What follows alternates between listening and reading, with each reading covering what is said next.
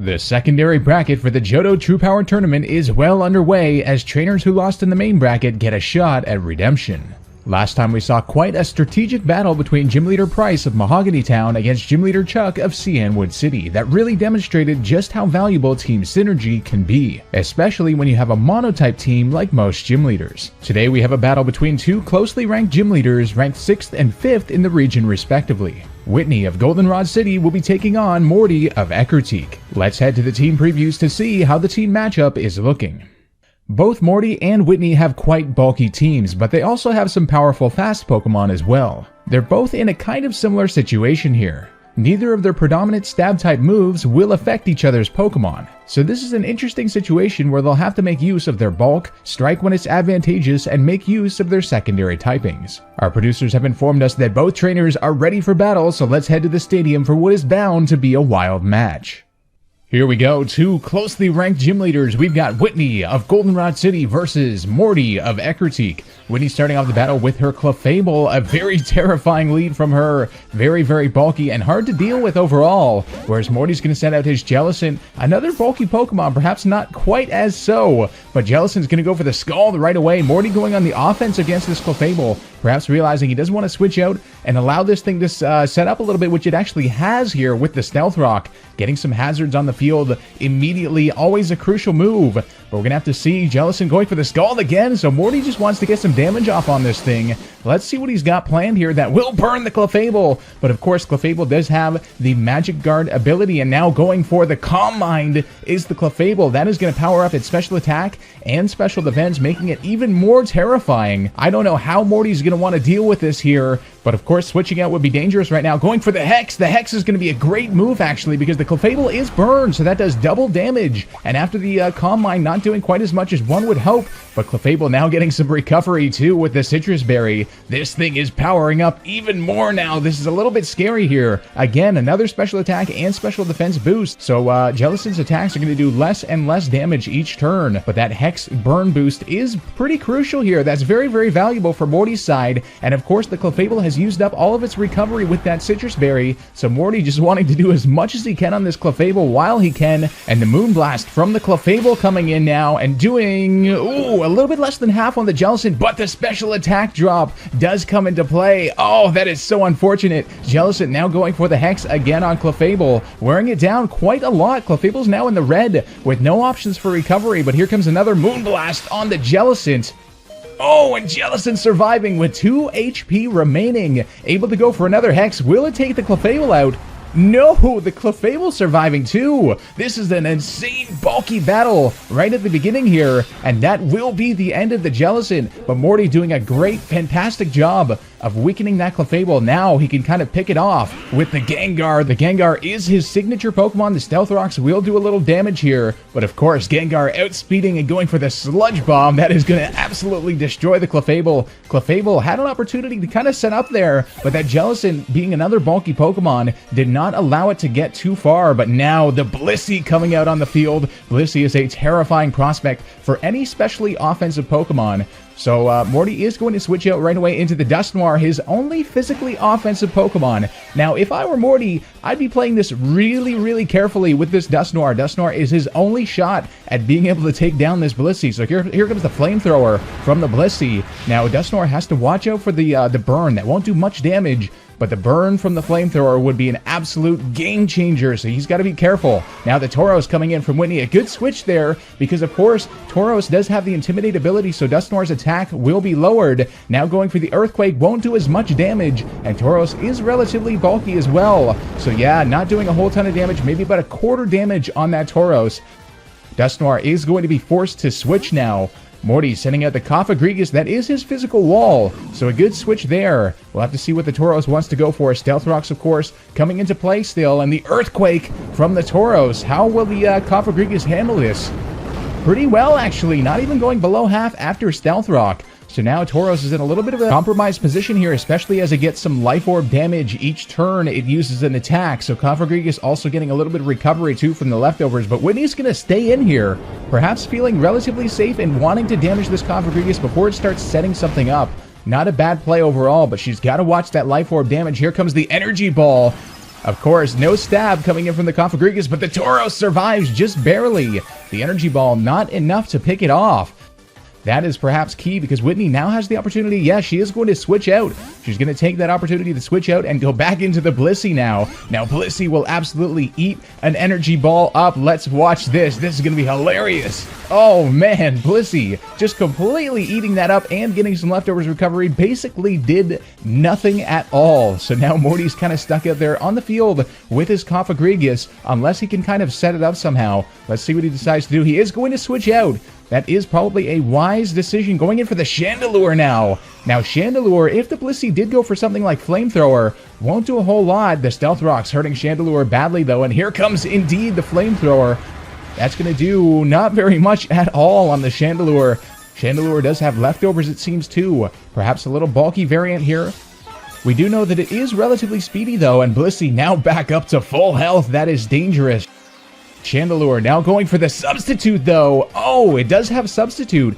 That is an interesting play there. And the Blissey went for Toxic. Oh, what a genius play by Morty. Are you kidding me? Amazing. The Substitute blocking the Toxic. Now, Flamethrower wouldn't have done much anyway, so that was a really safe and really smart Substitute play from Morty there. Perhaps Whitney not realizing that he did have a Substitute on the Chandelure. Now it's able to go for Calm Mind. The problem here being Whitney made a very, very smart switch here. Chinchino does have a lot of multi-hit attacks. So what could happen here is it goes for something like the Rock Blast, and that will actually break the Substitute on the first hit, and then will subsequently continue to hit the Chandelure. We're going to have to see what this Chinchino holds. It does. It has Rock Blast. That is not good for the Chandelure. Otherwise, a genius play. But perhaps Chinchino, one of the few Pokemon that could have dealt with this situation. A great switch there from Whitney. One more Rock Blast hit and another one. Oh, and the Chandelure goes down despite how well it was set up. Whitney, an absolutely genius play, following Morty's genius play, responding in turn there, and now the Cofaxrigus coming back out onto the field. Perhaps Morty hoping that it can handle one of these Rock Blasts from the Chinchino. Let's see. 1,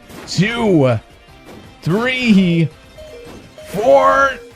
Oh, and it only hit 4 times. Whitney, of course, does only have Technician on her Chinchino. It is not a skill link variant. So now Cofaxrigus able to go for the Trick Room here. Now it will outspeed pretty much everything on Whitney's team from this point for the next 5 turns. So now Whitney is going to withdraw. Perhaps a smart decision from her. Going back into the Blissey now. The Blissey able to eat up these energy balls like it's absolutely nothing. Let's see. Yeah, again, doing barely anything. Oh, it got the special defense drop, though. Now that could be a game changer right there. Whitney, of course, relying on this Blissey as a special wall, but if its special defense has dropped, this gives this kind of opens up an opportunity here for Morty. So Cofaxrigus is going to go for the energy ball again, just trying to get maybe another special defense drop, or at least some damage here. And Blissey's going to go for the Flamethrower. Flamethrower perhaps hoping to take down the Cofaxrigus, and Cofaxrigus surviving on 3 HP. Oh man, this Cofaxrigus is bulky. Very, very bulky, both offensively and defensively. Blissey in a little bit of a troubled position here. Let's see if yeah, just going to go for another energy ball. Another energy ball on that Blissey. No special defense drop that time. Another Flamethrower, and that will be the end of the Cofaxrigus. Cofaxrigus, of course, wouldn't have survived being switched in again with the Stealth Rocks anyway. So it's best to maybe just hope for that special defense drop. He does have 1 on the Blissey. So now, yeah, something like the Gengar could do a lot of damage with something like Focus Blast. So this is an interesting position for Whitney. She is going to withdraw, but into what is the problem? The Chinchino coming back out on the field, perhaps feeling that it has done its work. It's not worth trying to sack the Blissey here. Blissey's too valuable, and the Chinchino will go down in 1 hit. Gengar absolutely destroying it with a Focus Blast here. That was a powerful move, but of course Gengar does have to watch out. That Life Orb damage is doing quite a lot here.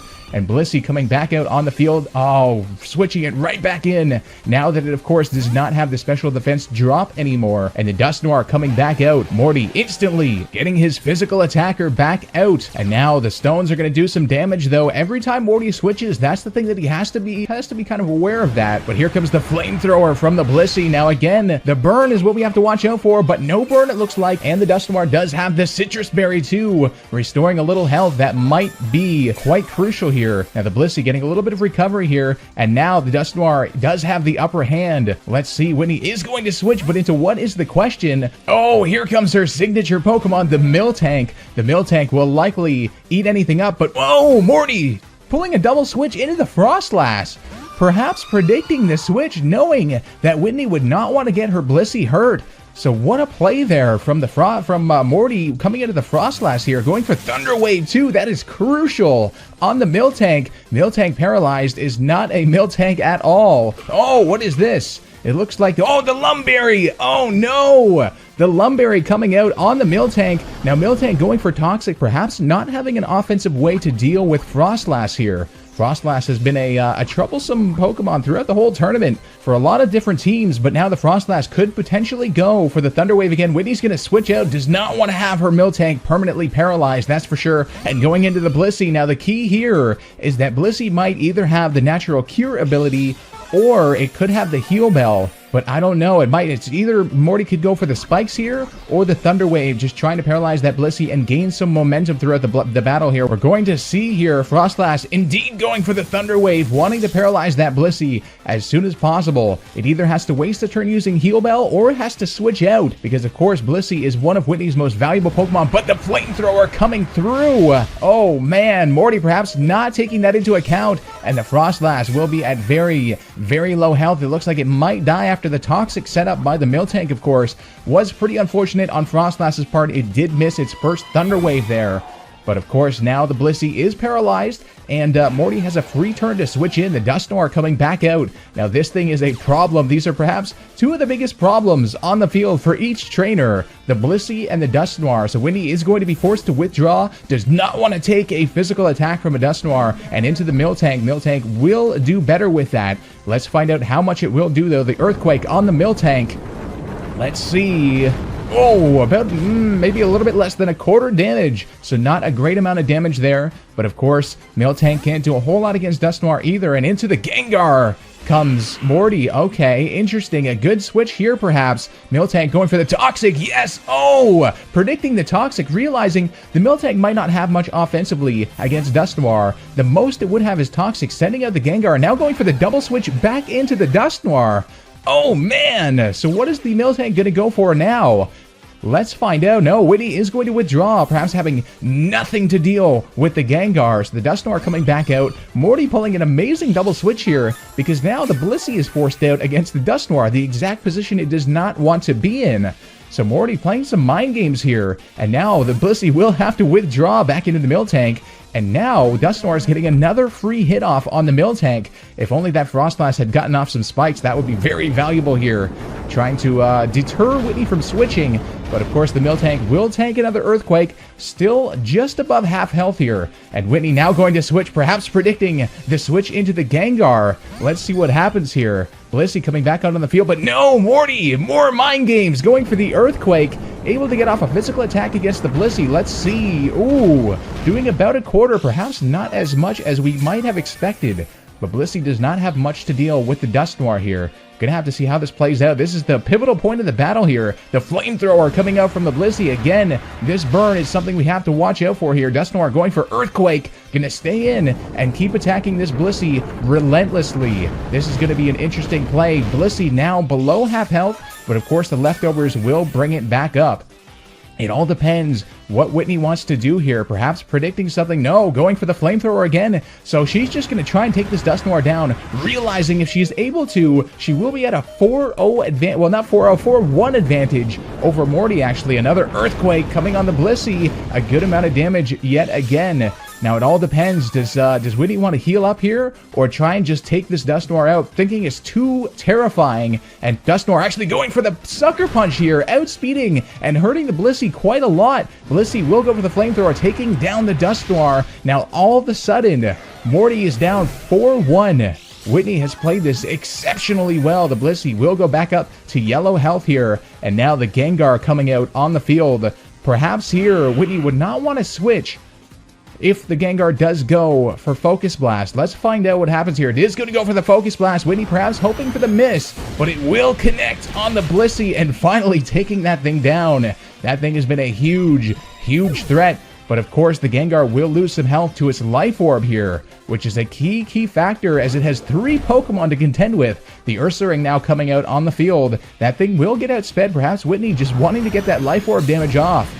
On the Gengar, Ursaring, will go down in 1 hit from the Focus Blast. So all of a sudden, this is looking actually a little bit dangerous for Whitney, but Gengar is getting really low on health, and in comes the Miltank. Now, Gengar only has Focus Blast, which we all know very well is not the most accurate of moves. We're going to have to see Focus Blast. No, it does miss! Oh, the Miltank going for the Milk Drink now. Of course, as we remember, the Miltank doesn't have anything offensively to deal with Gengar, but now at full health, is there any chance for Gengar to be able to take something so bulky down? The Focus Blast gonna miss again, but the Miltank stuck with going for Milk Drink here. So it all depends if Miltank survives this. It is quite a bulky Pokemon indeed. Here comes the Focus Blast from the Gengar. Gengar is powerful. Oh, it does! It takes down the Miltank. Oh my word, this is, all of a sudden, this is looking like a close battle. Gengar is at 6 HP. The Tauros coming out. Both of these Pokemon are incredibly fast. It all comes down to this, which Pokemon outspeeds the other. And the Tauros going for the Earthquake. That is going to take down the Gengar. Inevitably, the Gengar going down to the Earthquake. The Tauros pulling off the clutch outspeed right at the end. And it will go down to its own Life Orb too. But as per tournament rules, the first Pokemon down is the one to lose. Man, oh man, Whitney pulling off the victory just barely at the end. Morty pulling off an amazing sweep towards the end, but that Tauros outspeeding the Gengar, able to go for the Earthquake and going down to its own Life Orb. It does not get any closer than that. Ladies and gentlemen, we knew that we were in for a good match when we looked at these 2 typings, but man, oh man, I think that played out a little more hype than we might have anticipated. Whitney will be moving on to the next round, just barely. Make sure to smash that like button and subscribe with notifications on so you don't miss the next matches. Before we go, I'd like to thank the patrons who are making this tournament possible. If you guys want to help further this series' potential and support it, the link to my Patreon page will be in the description below. That's all for this one. This has been SilphSpectre, and I'll see you guys next time for more True Power.